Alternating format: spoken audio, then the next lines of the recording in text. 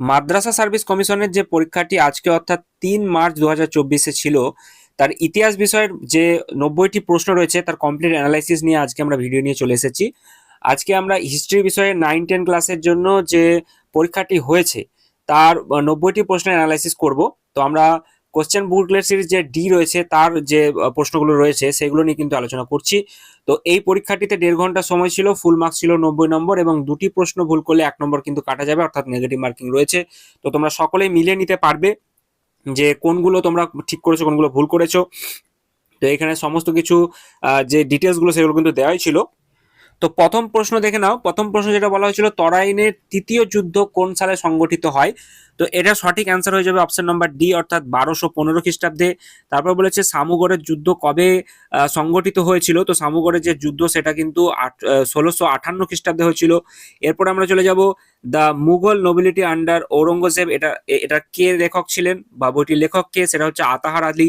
তারপরে বলেছে 1924 সালে প্রথম ভারত ত্যাগের যে ভারত ভাগ, সেই ভারত ভাগের যে পরিকল্পনা বা প্রস্তাব সেটা কে করেছিল? 1924 সালে প্রথম ভারত ভাগের যে প্রস্তাব সেটা কিন্তু করেছিলেন Rahmat Ali. Option number B তে যেটা রয়েছে এটা কিন্তু অ্যান্সার হয়ে যাবে।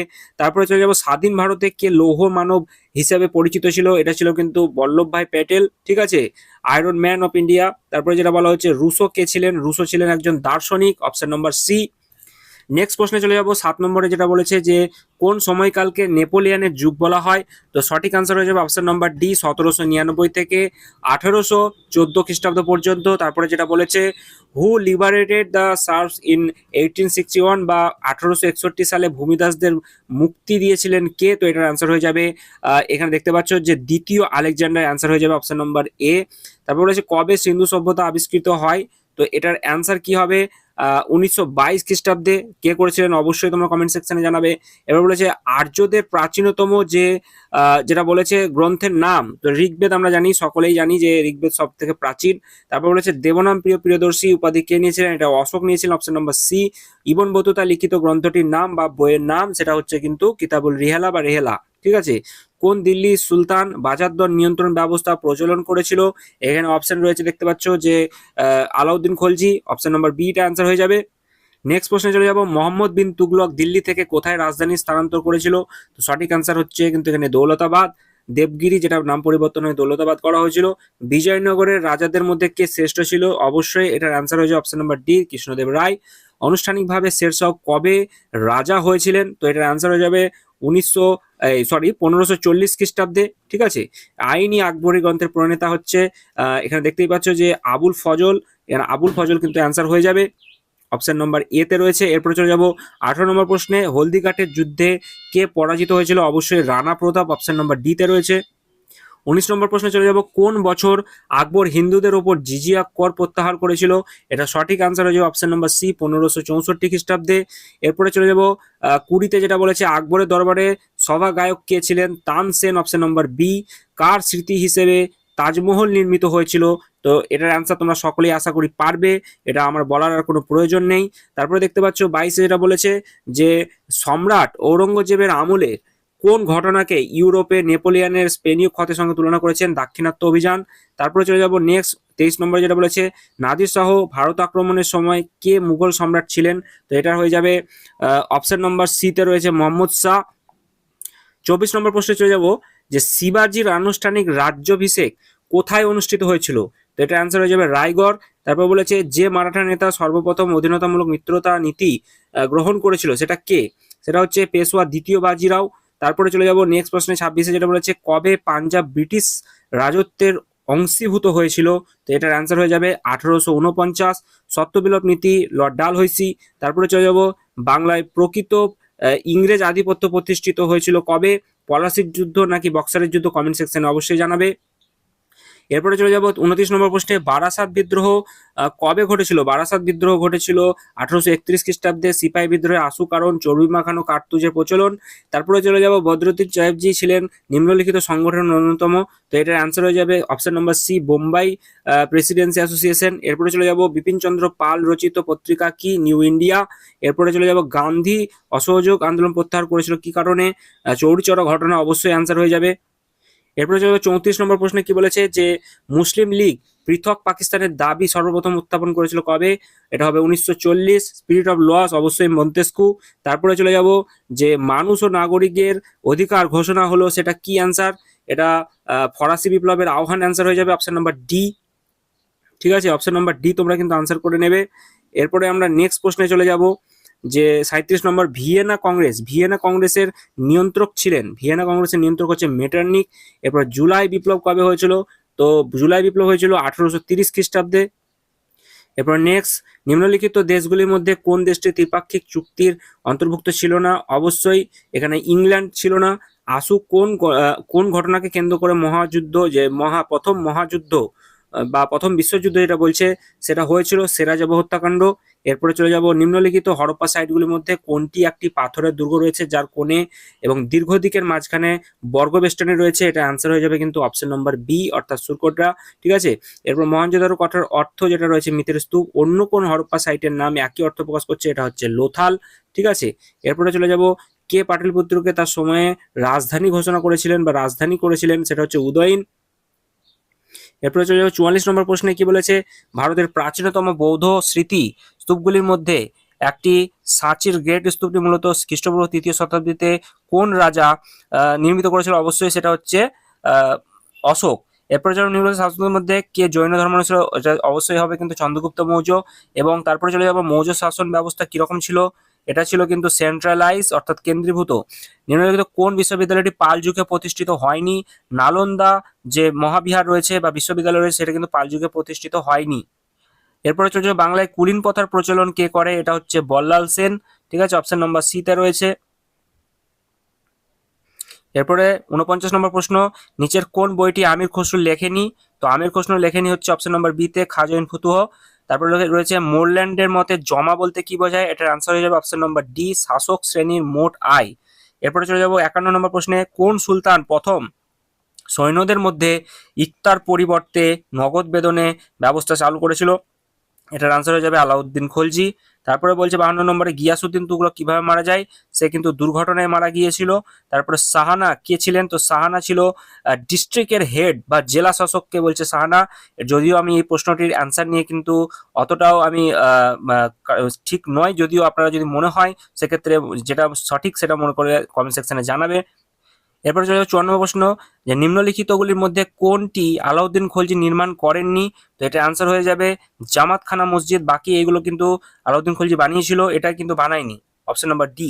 তারপরে চলে যাব, নিম্নলিখিত কোন বাদ্যযন্ত্রটি ইন্দো ইসলামিক উৎস নয়? এটা হচ্ছে সানাই। ঠিক আছে, অপশন নাম্বার ডি। লাল কেল্লা কে নির্মাণ করে? অবশ্যই এটা শাহজাহান।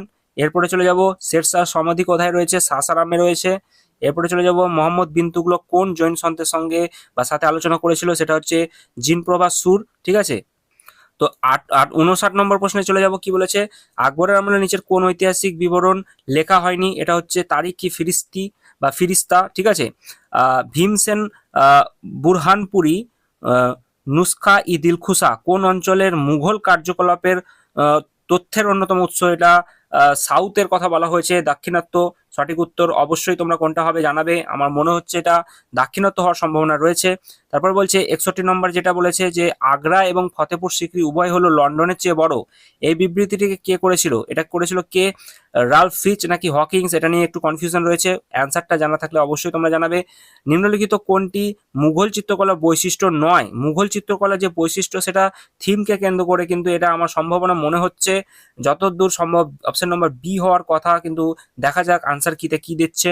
আলাউদ্দিন খলজি বাজারদর নিয়ন্ত্রণ ব্যবস্থা তার মৃত্যুর সাথেই শেষ হয়ে যায়, এটার আনসার সঠিক হওয়ার উচিত, কিন্তু আমার মনে হচ্ছে অপশন সি, যেটা এ, অর্থাৎ এ অথবা বি, অর্থাৎ এটি চাহিদা ও যোগান নীতির উপর ভিত্তি করেছিল না, নৃশংস শক্তি প্রয়োগ করে পুরো ব্যবস্থাকে বাঁচিয়ে রাখা হয়েছিল। সঠিক উত্তর এখন আনসার কি প্রকাশ হওয়ার পরেই কিন্তু আমরা বলতে পারবো এটার কি হবে। তো যেটা বলেছে 64 নম্বরে দেখুন, যে কোন সমসাময়িক মুঘল ঐতিহাসিক আকবরকে ইসলামের শত্রু বলে অভিহিত করার পক্ষে অভিযোগের একটি তালিকা তৈরি করেছিল? এটা আনসার হয়ে যাবে বি, বদায়নী। শাহজাহানের রাজত্ব কতদিন ছিল? শাহজাহানের রাজত্ব ছিল এখানে অপশন নম্বর এতে 1628 থেকে 58। তারপর বলেছে কার রাজত্বকালে তিউসিদাসের প্রতিভার স্ফুটন ঘটে? তো এটার আনসার আকবর ও জাহাঙ্গীর হওয়ার কথা। তোমরা কি করেছো অবশ্যই কমেন্ট সেকশনে কিন্তু তোমরা জানাতে ভুলো না। আকবর ও জাহাঙ্গীরের সময়ে কিন্তু তুলসীদাসের যে প্রতিভার স্ফুটন সেটা কিন্তু ঘটেছিল। তারপর বলেছে অন্ধকূপ হত্যা, এটা খুব সহজ প্রশ্ন দিয়েছিল। তো এইখানে অন্ধকূপ হত্যা হচ্ছে 1756 খ্রিস্টাব্দের 20 জুন, ঠিক আছে। এরপর আমরা দেখতে পাচ্ছি এই যে সিরিজ তাতে কিন্তু দুটো যে ক্রমিক সংখ্যা একই দেখতে পাওয়া যাচ্ছে, 67 এবং 67 দুটোই কিন্তু একই। তো 1855 সালে কোন ব্রিটিশ কমান্ডার সাঁওতালদের কাছে পরাজিত হয়েছিল? তো এটা অবশ্যই হয়ে যাবে মেজর বারো, ঠিক আছে। তো অ্যান্সার অপশন নাম্বার সি। তো এখানে ক্রমিক সংখ্যাটা একই সেম দেওয়ার ফলে অনেকেই কিন্তু প্রবলেমের মধ্যে পড়েছে। এখন এমএসসির ওয়েবসাইটে আমাদেরকে ফলো করতে হবে তারা কি দিচ্ছে আনসার কি সঙ্গে, এবং এই যে ক্রমিক সংখ্যা ভুল তাতে কাদের দোষ। শুধু এটাই নয়, আমরা দেখেছি যে এই যে সিরিজ নম্বর ডি, এই ডি সিরিজের যে প্রশ্নগুলো রয়েছে বুকলেট সিরিজে, তাতে কিন্তু আমরা লাস্টে দেখেছিলাম যে 88 পরে 87 পরে কিন্তু একদম ডাইরেক্ট 89 চলে গেছে, 88 বলে কোনো নম্বর ছিল না, সেটাও আমরা কিন্তু দেখবো। তো সেই ক্ষেত্রে তারা কি জানাচ্ছে আমাদেরকে অবশ্যই দেখতে হবে। তারপর চলে যাবো আমরা 68 নম্বর প্রশ্নে, কি বলেছে নিচের কোনটি প্রথমে বাংলায় ব্রিটিশ পণ্য বয়কটের পরামর্শ দিয়েছিল? তো এটার অ্যান্সার হয়ে যাবে কৃষ্ণ কুমার মিত্রের সাপ্তাহিক যে পত্রিকা রয়েছে সঞ্জীবনী সেটা। এরপরে বলেছে নিচের কোন শ্রেণী 1857 সালের বিদ্রোহকে সমর্থন করেনি? তো এটার অ্যান্সার কি হবে? দ্য নিউ মিডল ক্লাস হবে নাকি অভিজাত ও জমিদার হবে? একটু কনফিউশন রয়েছে, সঠিক অ্যান্সারটা তোমাদের জানা থাকলে অবশ্যই কমেন্ট সেকশনে জানাবে। এরপরে বলেছে যে নিচের কোনটি লর্ড চেমসফোর্ডের আমলের সাথে সম্পর্কিত নয়? আনসারটি হয়ে যাবে কিন্তু অপশন নম্বর এ, মুসলিম লীগ প্রতিষ্ঠা। ভারতীয় জাতীয় কংগ্রেসের প্রথম Muslim president Badruddin Tyabji, option number D. নিম্নলিখিত তোমাদের কে কৌমি আওয়াজ পত্রিকা চালু করেছিল? এটা করেছিল জওহরলাল নেহেরু। এরপর নেক্সট প্রশ্নে চলে যাব, 1857 সালের বিদ্রোহের নিচের কোন কেন্দ্রটি সেখানকার নেতার সাথে সঠিকভাবে মিলছে না? তো এটা আনসার হয়ে যাবে লখনৌ কুনওয়ার সিং, ঠিক আছে, সঠিক আনসার। এরপরে চলে যাব, ব্রিটিশরা ভারতের প্রথম মাদ্রাসা কোথায় স্থাপন করেছিল? এটা হয়ে যাবে কলকাতাতে। এরপরে চলে যাব, খান আব্দুল গফর খানের লাল কোত্তা বাহিনীর সদস্যদের কি বলা হতো?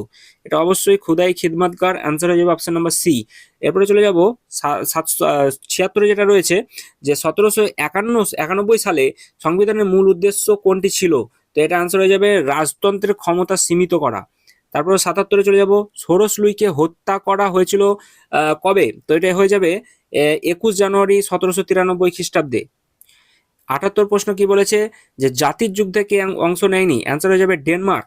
এরপর চলে যাবো, ভিয়েনা কংগ্রেসে বিগ ফোর কারা ছিল? অস্ট্রিয়া, প্রাসিয়া, রাশিয়া এবং ইংল্যান্ড, অপশন নম্বর সি।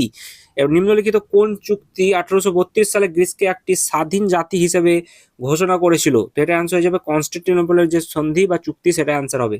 এরপর জার্মানির একীকরণের সময় কাইজার কে ছিল? তো এটা অ্যান্সার হয়ে যাবে অপশন নম্বর এ, অর্থাৎ প্রথম উইলিয়াম। এপ্রিল বিদ্রোহ কোথায় সংগঠিত হয়েছিল? এটা হচ্ছে বুলগেরিয়াতে, অপশন নম্বর সি। 83 নম্বরে বলছে যখন প্রথম বিশ্বযুদ্ধ শুরু হয়েছিল তখন কে মার্কিন যুক্তরাষ্ট্রের রাষ্ট্রপতি ছিলেন? তো এটা অ্যান্সার হওয়ার কথা উইড্রো উইলসন। দ্বিতীয় বলকান যুদ্ধ কোন চুক্তির মাধ্যমে শেষ হয়ে গিয়েছিল? এটা হচ্ছে বুখারেস্ট চুক্তি। তারপর বলছে লিগ অফ নেশনসের যে সদর দপ্তর সেটা কোথায়? এটা অবশ্যই সুইজারল্যান্ডের জেনেভা শহরে।